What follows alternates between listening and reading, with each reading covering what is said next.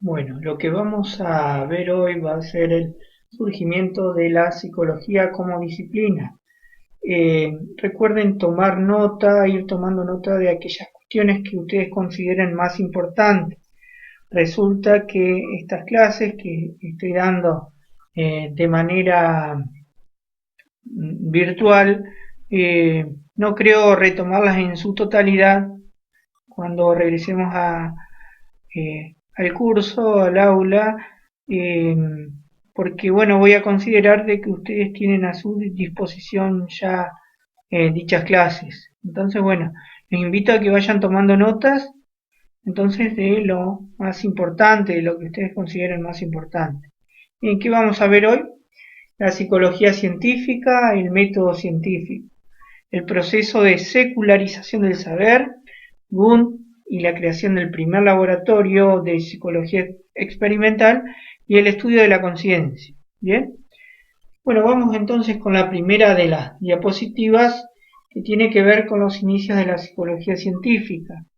Bien, ¿cuándo surge la psicología? ¿Cuándo podemos considerar la psicología que es una ciencia independiente de la filosofía? Podemos considerarla en el periodo llamado moderno, ¿sí?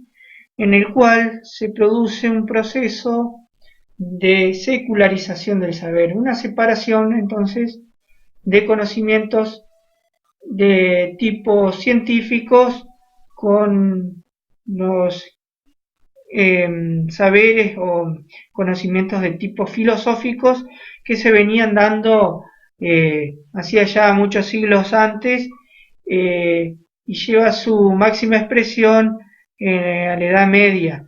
Bueno, resultó que con Descartes empezamos a salir de esa cuestión, de esa oscuridad que nos daba la Edad Media, ¿sí? Entonces, bueno, en el periodo moderno se empiezan a separar todos los saberes, ¿sí? De ese gran árbol del conocimiento que nutría todos los conocimientos que era la filosofía. Entonces pasamos a ser una ciencia independiente.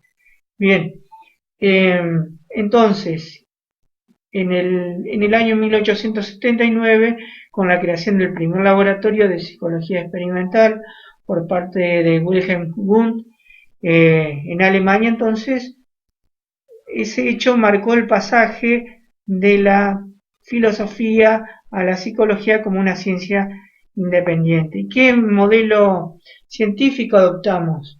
Muy fácilmente el modelo en boga en esa época era el que pertenecía a las ciencias naturales, ¿sí? A la física, a la biología, a la fisiología. Ese modelo entonces científico que adoptó para poder ser considerado una ciencia entonces en ese periodo de la modernidad. Bien, ¿en qué consiste este método científico que aplican estas ciencias naturales? Como ustedes saben, bueno, comienza por una observación del hecho, se realizan ciertas preguntas, se junta mucho material, se realiza una hipótesis que sería algo así como una idea acerca del hecho, ¿sí? Se intenta comprobar esa hipótesis juntando más datos, haciendo trabajos de campo y lo que distingue este método científico de las ciencias naturales, de las ciencias humanas, es la experimentación, ¿sí? Se trata de experimentar, de ver, ¿sí? De experimentar. De ahí se sacan conclusiones. Si esta hipótesis es verdadera, es tenida como una verdad que va a ser una verdad parcial. Si esa hipótesis se considera que no es verdadera, que tiene alguna falla, entonces se desecha. Bien, de eso se generan conclusiones, pero las conclusiones son de manera parcial, limitadas en un tiempo y en un espacio, ¿sí? Porque después se vuelven a presentar otros problemas y otros fenómenos. De esta manera, básicamente, avanza el conocimiento científico. Bien, acá vamos con la otra diapositiva y vuelvo a remarcar esta cuestión de que Wundt fue importante porque fue el fundador del primer laboratorio de psicología experimental, entonces nos dejamos de hacer psicología especulativa, nos dejamos de preguntarnos por el alma por la razón, todas esas cosas, y empezamos a aplicar ese método científico.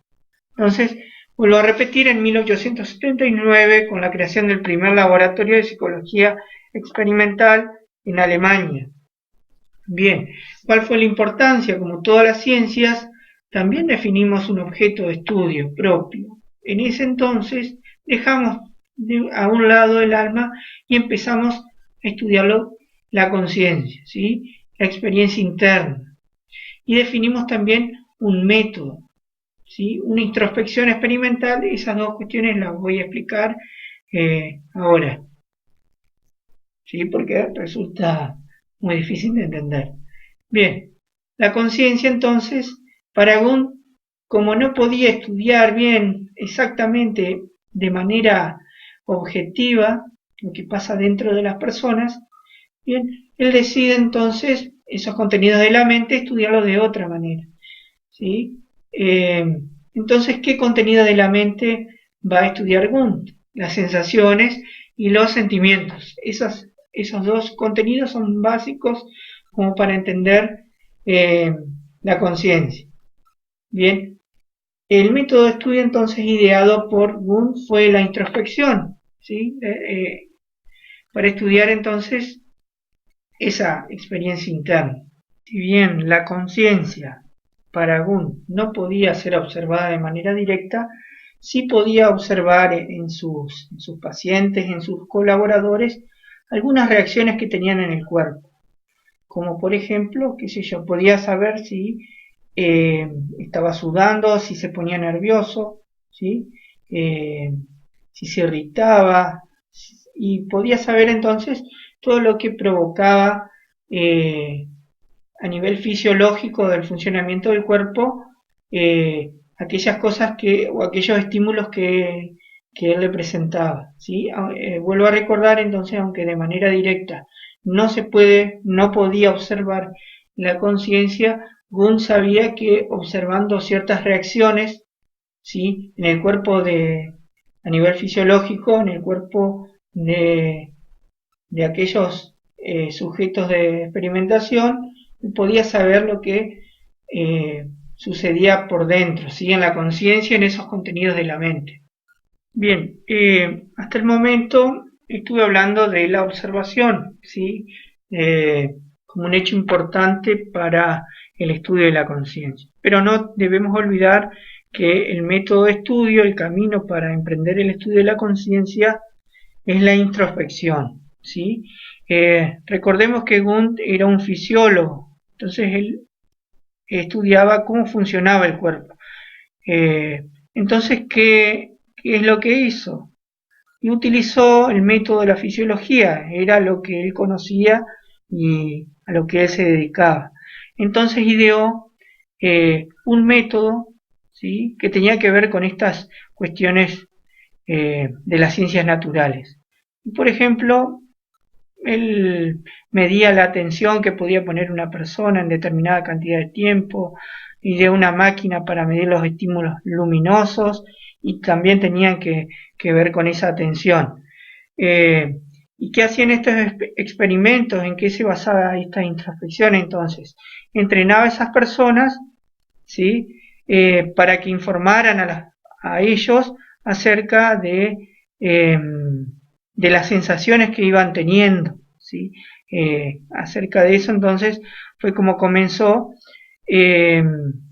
Entonces ellos observaban, iban anotando y iban tomando entonces las sensaciones que le daban esos sujetos de experimentación. Entonces, a ese método de introspección o de mirarse dentro que tenían esas personas, la llamó introspección. Bien, ¿cuál fue la importancia entonces de utilizar este método y de tener un objeto de estudio propio? Fue que nos pudimos, entonces vuelvo a repetir, independizar de la filosofía.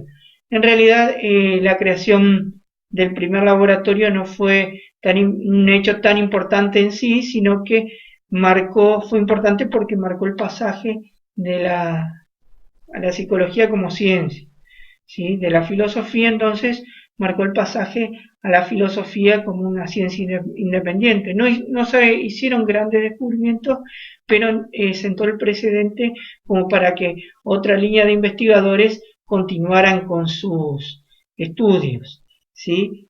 De hecho, después vamos a ver una de las escuelas que fue la que continuó con un poco con esta cuestión de la experimentación. Eh, entonces Wundt fue alguien que marcó fuertemente, fue el creador de la psicología como ciencia. ¿Cuál es el problema que tiene el método de la introspección? El método de la introspección se considera que es muy subjetivo. ¿Qué quiere decir esto? Que está cargado de cuestiones emocionales propias, formas de ver la realidad que son propias del sujeto el cual es estudiado, ¿sí? Entonces se dice que es poco objetivo porque tiene una carga subjetiva muy grande, entonces también interfiere a la hora de experimentar. Entonces, bueno, por eso hoy en día no sería algo muy válido este método de estudio de Wundt. En resumen, entonces nace como una ciencia independiente en el periodo moderno, concretamente con la creación del primer laboratorio de psicología, ¿sí? En 1879 en Alemania. El fundador fue Wundt, ustedes vieron algo de eso en el trabajo, de hecho lo escribieron en una de las preguntas, en una de las actividades. Dos, utilizaron los métodos de las ciencias naturales, ¿sí? Que eran la física, la biología, ¿sí? La fisiología. Y esos métodos consistían en una serie de pasos ordenados, ¿sí? Sistemáticamente para comprobar una hipótesis, lo cual lo más importante era la observación y la experimentación. Bien, establecieron un método que fue la introspección experimental, ese mirarse dentro, ¿sí? Que estudiaban eh, la conciencia, bien, lo que pasa por dentro de nosotros.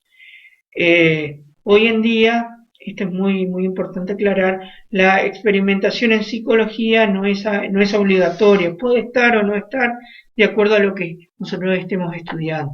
¿Sí? ¿Qué quiero decir con esto? Yo no puedo investigar, por ejemplo, privar a un bebé en los primeros años de vida de su mamá para ver cómo va a ser su personalidad posteriormente. Esto no sería algo ético. Esto es solamente un ejemplo, pero hay muchas cuestiones, ¿sí? Que no se pueden hacer por cuestiones éticas. Y hay otras que sí se puede hacer para mejorar el desempeño, por ejemplo, laboral. Fijarme cuántas horas, por ejemplo, se puede experimentar cuántas horas puede pasar un chofer manejando sin que sufra un cansancio tan grande que no lo pueda seguir haciendo. Por ejemplo, bueno, esa cuestión en un ámbito, en un laboratorio se puede llegar a concretar, se puede llegar a hacer, pero de otra manera no sería algo ético, ¿sí? Entonces, vuelvo a repetir, la experimentación no es algo obligatorio, ¿sí? A veces tampoco no es necesario, casi todas las veces no es necesario.